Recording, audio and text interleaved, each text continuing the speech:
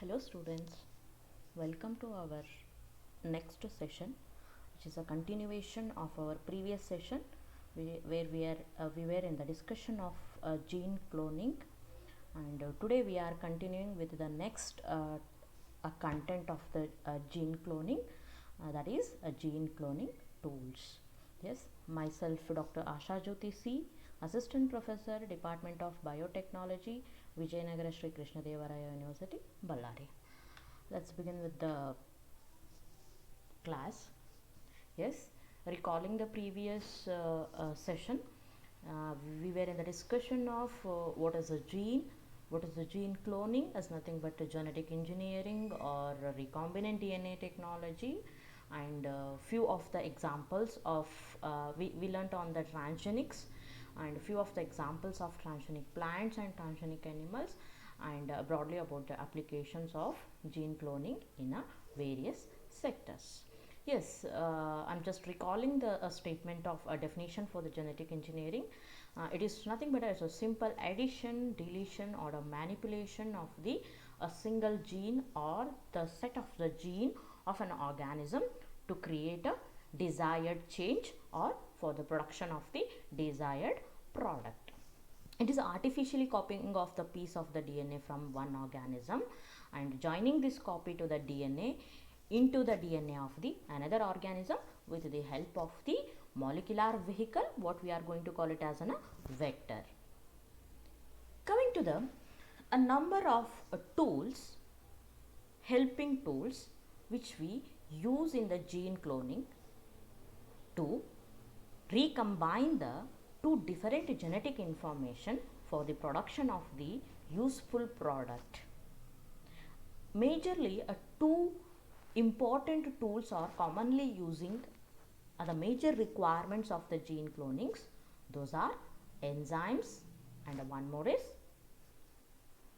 vehicle, molecular vehicle, what we are going to call it as a vector. Yes. Coming to the first tool, enzymes. Enzymes, there are various types, different types of the enzymes we are going to use in the gene cloning protocols. Each enzyme has its own function. These enzymes majorly useful in cutting off the desired gene sequence, cutting off the unwanted gene sequence, and few of the enzymes which helps in joining or ligating of these, combining of these two different DNA sequences to make into a one single gene sequence. Along with this, many of the other enzymes are also useful in the gene cloning protocols. Majorly, four different enzymes are going to using most commonly in the gene cloning protocols. Those are, first one is restriction endonuclease enzymes, a second is DNA ligase enzymes, and third is alkaline phosphatase enzymes, and a fourth and the last one is polymerase enzymes. So these are the four different enzymes which are most commonly using in the gene cloning protocols. Coming to the restriction enzymes. What are the restriction enzymes? These are nuclease enzymes that helps in cleaving off or cutting off the DNA sequence at a random or specific recognition sites, which are known as restriction sites. In bacteria, restriction enzymes forms a combined system, that is restriction plus modification system. With the modification enzymes, in case of the modification, these enzymes, wherever it is going to consider it as a self genetic material, it will methylate, means it will add the methane groups to the end of the sequences. It will protect from the cutting of the sequences. The methylated bacterial DNA, which is going to escape from the restriction enzyme action, it will protect majorly it use in the protecting of the own DNA. Whenever it is going to recognize as a foreign DNA or outsider, then it is not going to methylate the group, and wherever the methylation is not there, the enzyme is going to consider it as an outsider, a foreign sequence or the foreign genetic material, and it is going to cut the sequences. Yes. So, what are restriction enzymes? Restriction enzymes are nuclease enzyme. What is a nuclease? Is the enzyme which act on a nucleic acid. It is nothing but nuclease enzymes. Okay. So, which helps in with the help of the specific sequences which are present. There is a specific sequences are going to recognize by the specific restriction enzymes. Wherever these specific restriction sites are present, there these restriction enzymes are going to cut the sequence. There are two kinds of restriction enzymes. One is exonuclease and another one is endonucleases. Majorly, these are isolated from the bacteria, which has an 5' end and that is a phosphate group at the 5' end and 3' end at its hydroxyl group. Commonly, these are going to call as an molecular seizures. In the gene cloning protocols or in a general, these restriction enzymes are present. Several types of the restriction enzymes with the specific restriction sites present in the bacteria. Those are going to call it as a molecular seizures. As I already told, these are going to act in a two-way, in a restriction way and in a modification way. It is a dual system. It is going to act as a dual system. Before going to the nomenclatures, we will have a small look on the differences between the two kinds of the restriction endonuclease enzymes. One is a exonuclease, what I told. What are a exonuclease? The enzyme which catalyzes the hydrolysis of terminal nucleotides from the end of the DNA or RNA molecule, either at the 5' to 3' direction or to the 3' to 5' direction. The best examples means these enzymes are going to cut at the edges, at the end of the sequences. So, the examples exonuclease 1 and exonuclease 2. Coming to what is the endonuclease? Endo, inside, exo, outside. Endonucleases are the enzymes, the nuclease enzymes which recognizes the specific base sequences, what we are going to call it as a restriction sites within the DNA or RNA molecule, and cleave the internal phosphodiester bonds, which will cleave the internal phosphodiester bonds within the DNA molecule. Such type of the nuclease enzymes are going to call as an endonuclease enzymes. The most common using restriction enzymes in the genetic engineering are exonuclease enzymes. Comparatively, endonuclease enzymes are most commonly using restriction enzymes. Coming to a smaller history where it begins, who introduced these, who identified these restriction enzymes means in 1970, a first restriction endonuclease enzyme, that is HIND3, was isolated by a Daniel Nathans, a scientist Daniel Nathans in the year of 1970, who first isolated this HIND3 restriction endonuclease enzyme, which is an endonuclease enzyme. It is not an exonuclease enzyme. So, this is a small history about this, a small information about the history of the restriction endonuclease, which was isolated from the bacteria. Okay. Coming to the nomenclature, the naming system of these, how the restriction endonuclease enzymes or the restriction nuclease enzymes are going to name. You can see on the screen, there is two examples which I quoted. One is EcoR1. R is capital and I is also capital, but it is not I, sorry, it is 1. And one more is HIND 3. The Roman 3, Roman 1 and Roman 3 is going to end with the name of the any of the restriction, but the number is going to differentiate. Where, for example, in case of the EcoR1 is a type of endonuclease enzymes which produces the sticky ends. So, we are going to discuss about the sticky and blunt ends later. So where the E denotes Escherichia is a genus name, it's a bacteria, it's an enzyme which is isolated from the bacteria. Which bacteria? E. coli bacteria. So E denotes Escherichia and CO indicates coli. It's a genus and it's a combination of the first two letters. First two letters are the combination of the genus and species name. The R indicates a strain. In E. coli, a number of strains are isolated. So these strains are going to name based on their type of the strain or based on its serotype. So R indicates a strain name, that is RY12 is an E. coli strain, where the 1 indicates Roman numerical 1. Means in the E. coli genus, the first enzyme were isolated and identified as an E. coli.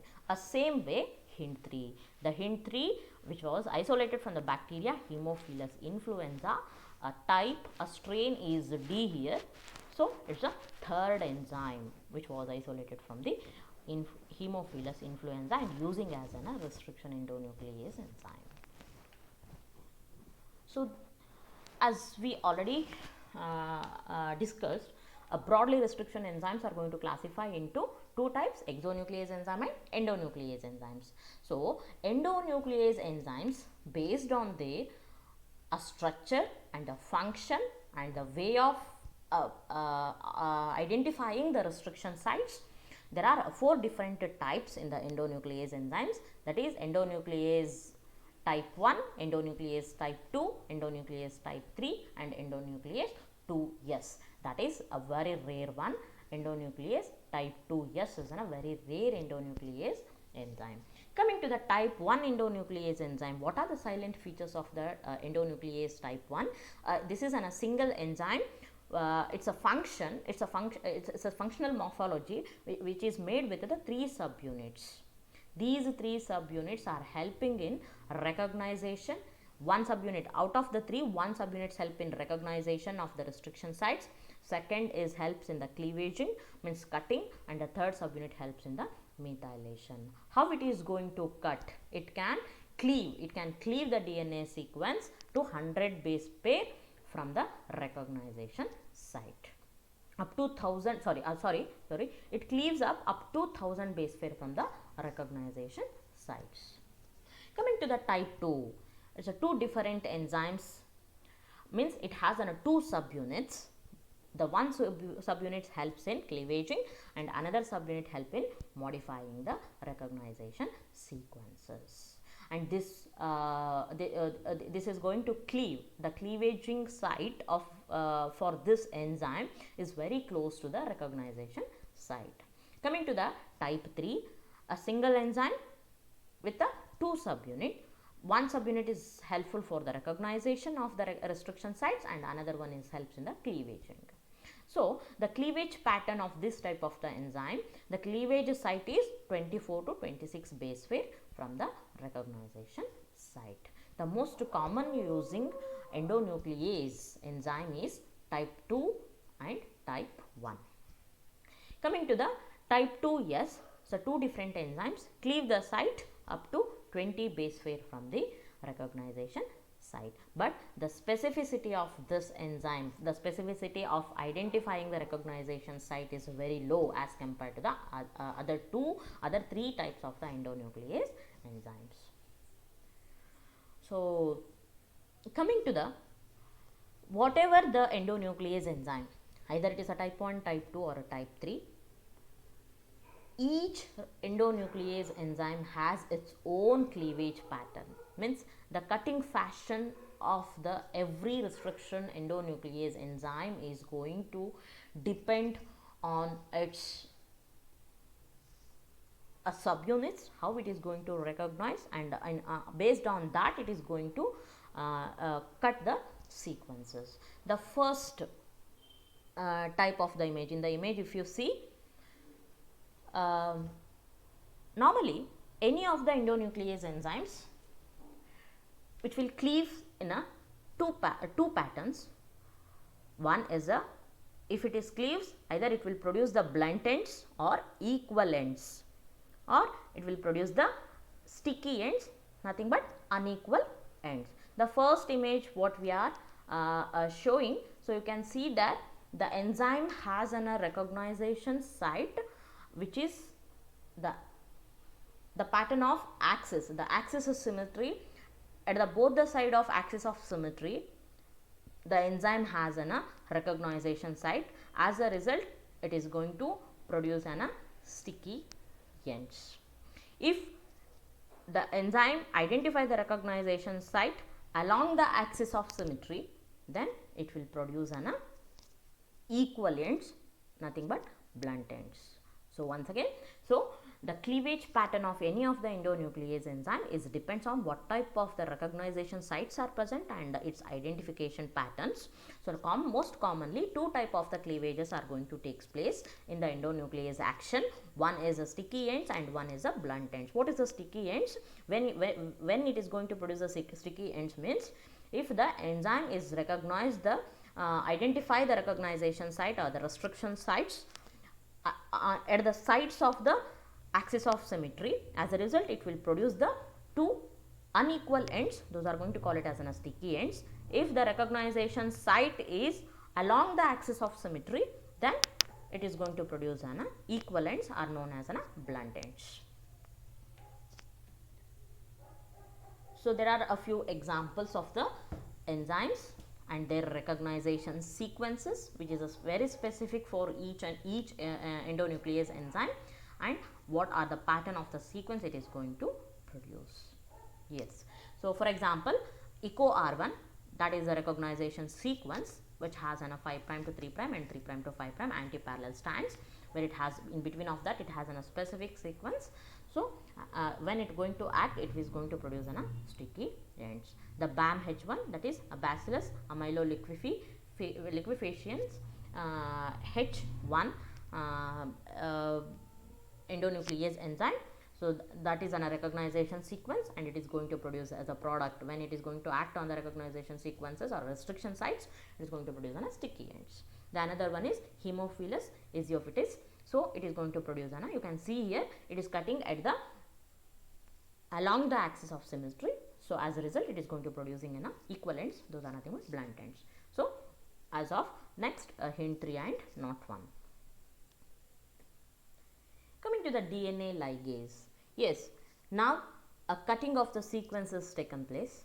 The cutting helps in cutting of the desired gene sequence from the donor and cutting of the DNA sequences which is unwanted present in the host, right. So after this, the replacing of the unwanted from the desired gene sequence, we need a glue, we need a gum, we need a stick. So that a gum or a glue, it is going to call it as a molecular glue. The enzyme, the one more enzyme helps in joining of the two different genetic informations. Those are known as DNA ligases. The enzymes DNA ligases helps in recombining of these two different genetic information. So what is a ligation? The ligation is in a process of joining a single stranded DNA by the formation of the phosphodiester bond.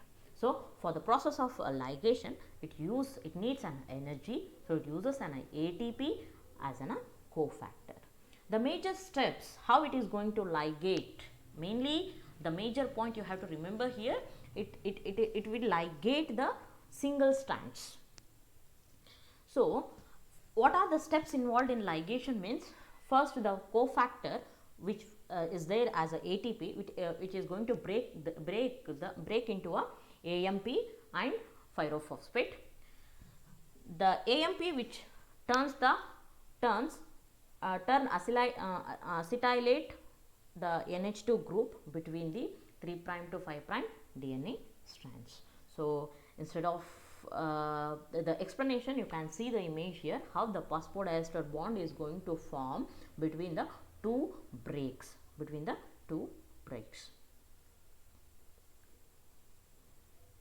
The next very important enzyme is alkaline phosphatase. What is alkaline phosphatase? So whenever the free phosphate and free hydroxyl groups are available. For example, the mixture of genetic information is present.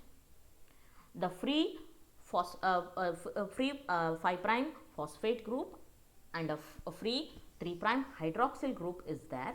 Wherever the ATP is available, this DNA ligase is going to use the ATP as a cofactor and it's going to join the 3 prime and the 5 prime ends. So this is an unwanted joining. At the time of not required time, we don't want to join the two strands at the time.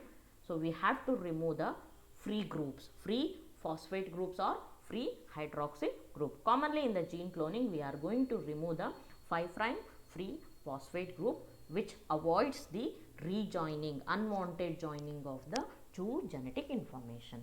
The enzyme alkaline phosphatase is a major enzyme which involves in the removal of the phosphate group. This enzyme is useful in the preventing of unwanted ligation of the DNA molecule, which is a frequent problem encountered by the cloning experiment. Means the overall unwanted ligation is going to avoid by the alkaline phosphatase enzyme.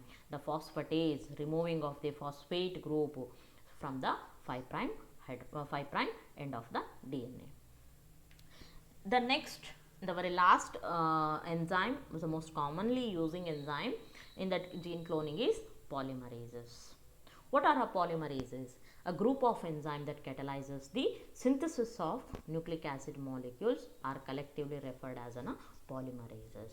Means it is going to add nucleic acids, it is going to add nucleotides at the growing end of the DNA. Wherever the gap is there, that gap is going to fill by adding the base pair sequences, base pair nucleotides, which are complementary to the parental strands. So there are three types of the polymerase enzymes. One is DNA dependent DNA polymerase enzymes. Another one is RNA dependent DNA polymerase enzyme. The last one is DNA dependent RNA polymerase enzyme. So what is the DNA dependent DNA polymerase enzyme? So that copies the DNA from RNA. And RNA dependent DNA polymerase, it is nothing but reverse transcriptase enzyme that helps in synthesis of the DNA from RNA. And the DNA dependent RNA polymerase that produces the RNA from the DNA. So as a name itself indicates, wherever the DNA polymerase, wherever the enzyme name is end with the DNA polymerase, it's going to produce the DNA. The result, the output of the synthesis of the new strand is DNA. So wherever the RNA polymerase is there, the output of a strand which is produced at the last is RNA. So these are the three different types of the polymerase enzymes. Yes, so this is a few information about the enzymes, the several enzymes which are going to involve most commonly in the gene cloning protocols. The next is vectors. What are vectors? Vectors are nothing but these are molecular vehicles. These are molecular vehicles. So why we are going to call it as a molecular vehicle? So it helps in transferring of the genetic information from one host to another host.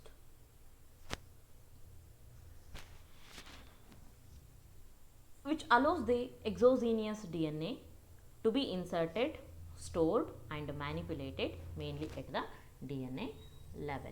So the vectors are 4 different types. The 4 different types of the vectors are most commonly used in the gene cloning protocols. Those are plasmid vector, bacteriophage vector, cosmids, and few of the artificial chromosomes we are going to use. Those are bacterial artificial chromosomes and yeast artificial chromosome. Based on the host, we are going to choose the vectors. Coming to the plasmid vectors, almost all the vectors are circular and double stranded, but few exceptions. Coming to the plasmid vectors, the plasmid vectors are extra chromosomal DNAs These are circular DNA molecules which are present in the cytoplasm of the bacteria, which has an self-replication, autonomous replication ability. It can transfer the gene from one cell to the another cell. As a reason, this is going to using in a genetic engineering, and we are going to naming it as a vehicle. Can also present in the yeast. The plasmid vectors are a structure of the plasmid vectors. Plasmid vectors are double-stranded, circular, self-replicating, and these are going to call it as an extra chromosomal DNA molecules. Why these extra chromosomal DNA molecules are going to using as a vehicle? What are the advantages of using the plasmid as a vector in the gene cloning protocols? The first is these are very small in size. So, as a reason of the small size, we can easily handle, and it has a number of marker sequences. Because of that, it helps in easy way of or the straightforward selection processes. It has a number of markers. Coming is useful for cloning of the small DNA fragment. Less than 10 kilo base pair sequences can be included in this vector, not more than 10 kilo base pair. Along with the advantages, it also has a few disadvantages. Those are, yes, greater than a 10 kilo base pair sequences cannot be carried forward by these vectors because these are already a small size vectors. Coming to the next type of the vectors, bacteriophage vectors. What are bacteriophages? Bacteriophages or the phages are the viruses. These are viral particles that replicate in the host. What are the host for these phases? Means a bacteria. The bacteria is the required host for its life. Phase particles, phase vectors can also accept a short fragment of the foreign DNA into their genome. It's a vector, it's a genetic information can also be used as a vehicle to transfer the genetic information. What is a suitable host for this? Bacteria is a suitable host. The gene of our interest with a restricted size we have to include in the bacteriophage head. The bacteriophage head contains a double-stranded linear DNA, which is next going to convert as a circular DNA with the help of cos sites. So, once it will enter the head, when it will go for the transduction process. What is a transduction? Infecting of a phage to the bacteria as a process, transduction we are going to call, right.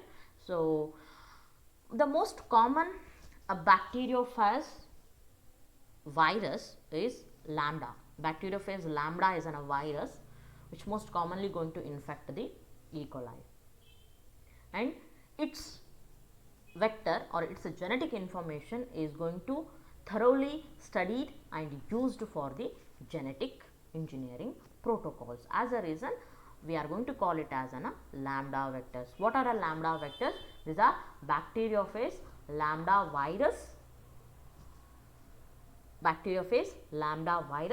genetic information which is going to use as a vector to infect the host E. coli. One more bacteriophage, that is M13 vector. Yes, the lambda phase vector is one. The second one is M13 vector. This is also an bacteriophage. It's a viral particle, M13 phase viral particle. What it has a single stranded DNA, and its specific host is also an E. coli. Inside the host cell, this M13, when it will enter, inject its genetic information, this M13 genetic information which we are going to using as a vector, it is going to synthesize the complementary strands to form a double stranded DNA. If M13 used as a cloning vector, the replicative form of the DNA is going to isolate and a foreign DNA can be inserted on it. This is one more advantage of the M13 vector. Coming to the cosmids, the one more type of the vectors.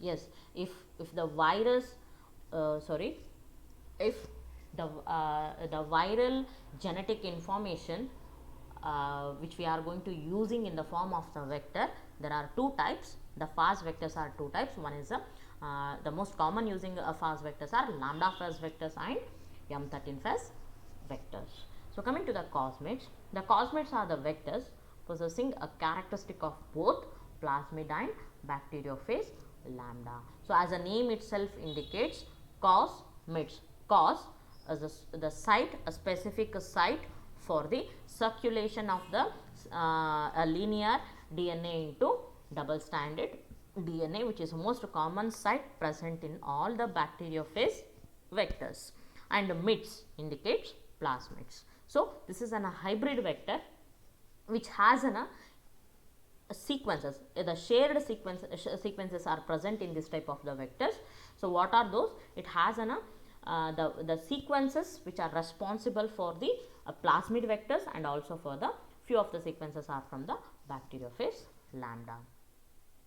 The recombinant cosmid is how it is going to work means, the recombinant cosmid is injected into the bacterial cell, where the cosmid arranges into a circular and replicate as a plasmid. It can be maintained and recovered just as a plasmid. So just the cos site is going to act as an converting of the linear form of the DNA. Once we construct the recombinant cosmid, it is in the linear form, right? So with the help of the virus, in the viral head we are going to inject this cosmid. This cosmid, when it will transfer through the transduction process to the E. coli, once it enter the E. coli, it will convert into a circular, it replicate as a plasmid, and the result will be in the form of, the product is going to be recovered in the form of the plasmids only. Means the final, only up to the entry of the genetic information, is a linear double stranded DNA, the viral DNA. Once it enters the host, it will convert as a plasmid. So next type of the vector is artificial chromosomes. So it's like a chromosome. These vectors are going to construct in the in vitro condition. So we are going to name it as an artificial chromosomes. If it is from the bacterial genetic information, we are going to call it as a bacterial artificial chromosome. If it is from the yeast, then we are going to name it as an yeast artificial chromosomes. So in the bacterial artificial chromosomes, the genetic information we can load up to 300 kilo base pairs, 300 kilo base pairs. The factors, the F factor, the fertility factor of the E. coli is capable of handling the large segment of the DNA. The recombinant bacterial artificial chromosomes are introduced into the E. coli by artificial gene transfer techniques. A majorly electroporation is a technique is going to use to transfer the recombinant backs.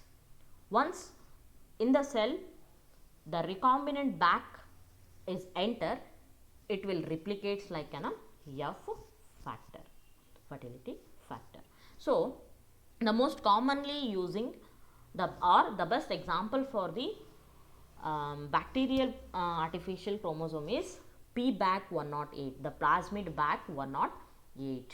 So that is the name we are going to call, we are going to label, name the BAC vector.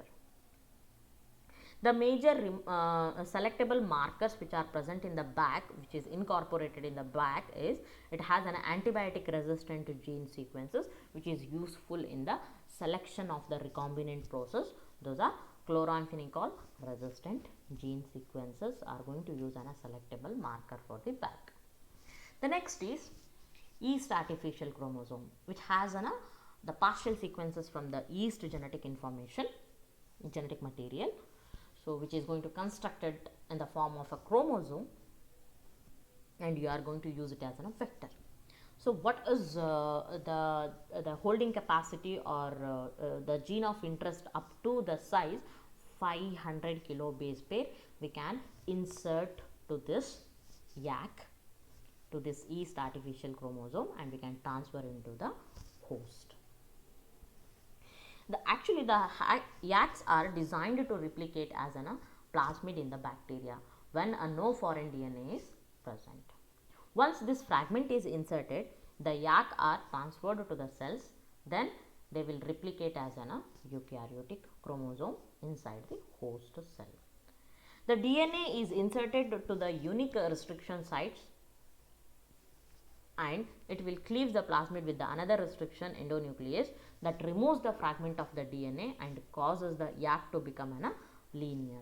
Once in the cell, the recombinant YAC replicate as a chromosome and also going to replicate our desired gene sequences. So this is how the YAC is going to work inside the host.